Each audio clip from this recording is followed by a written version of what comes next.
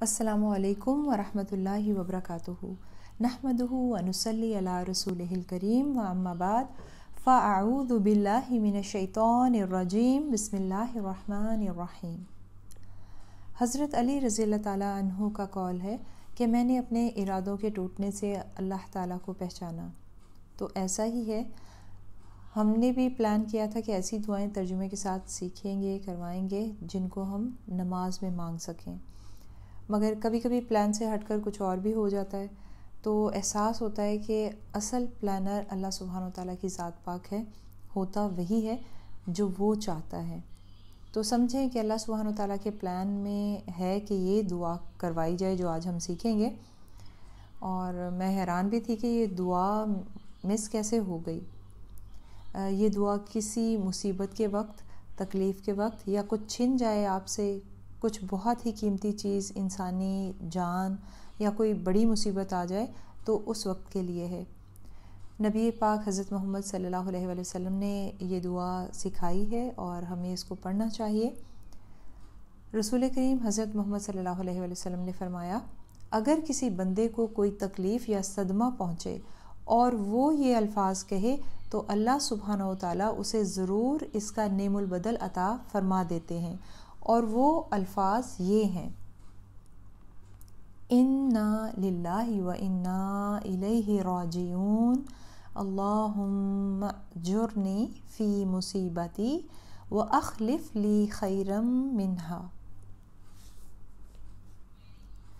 چونکہ ہم اس دنیا میں ہیں اور یہ دنیا آزمائش کا گھر ہے، ہر پل، ہر لمحے، ہر گھڑی، ہر دن زندگی موت کے فیصلے ہو رہے ہیں اور ہم ایک دوسرے سے آزمائے جا رہے ہیں۔ اس دنیا میں کبھی کوئی نئی زندگی آ رہی ہوتی ہے تو کوئی اس دنیا سے جا رہا ہوتا ہے، کوئی بیمار ہو جاتا ہے اور کوئی محتاج ہو کے رہ جاتا ہے، کسی کا کاروبار ٹھپ ہو جاتا ہے۔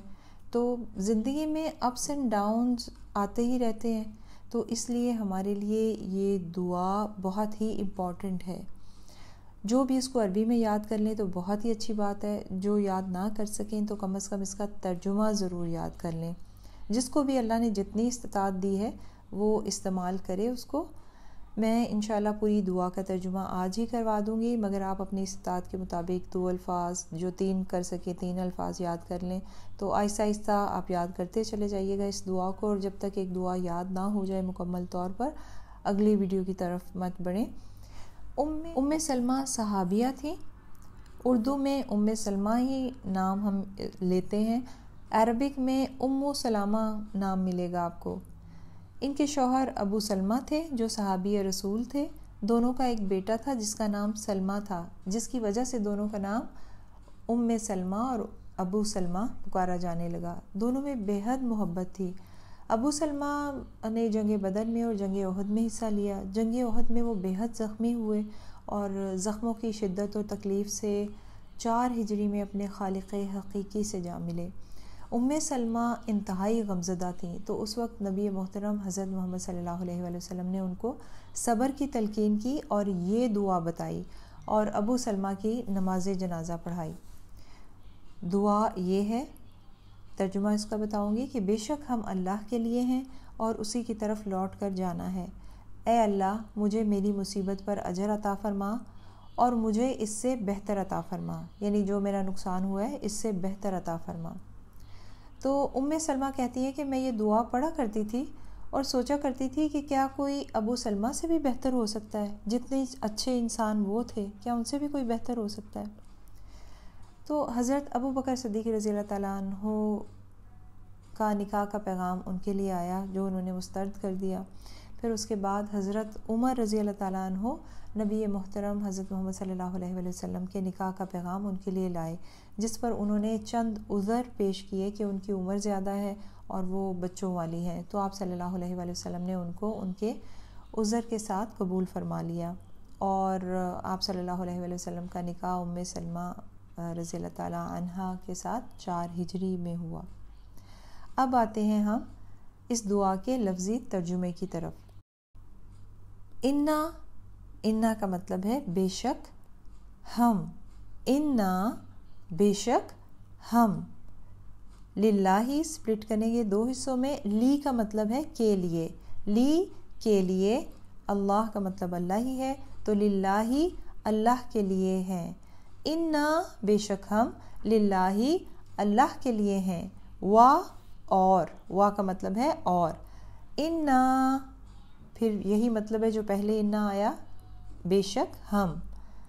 इलैही इसको भी स्प्लिट करेंगे दो हिस्सों में। इलैही का मतलब है की तरफ, इलैही की तरफ, ही उसकी, तो इलैही उसी की तरफ, इलैही उसकी तरफ या उसी की तरफ। राजिऊन लौटने वाले हैं या पलटने वाले हैं, राजिऊन लौटने वाले हैं। बेशक हम अल्लाह के लिए हैं और बेशक हम उसी की तरफ लौटने वाले हैं। अल्लाहुम्मा ए अल्लाह, अल्लाहुम्मा जुर अजर दे, नी मुझको, अल्लाहुम्मा जुर ए अल्लाह अजर दे, नी मुझको या मुझे। फ़ी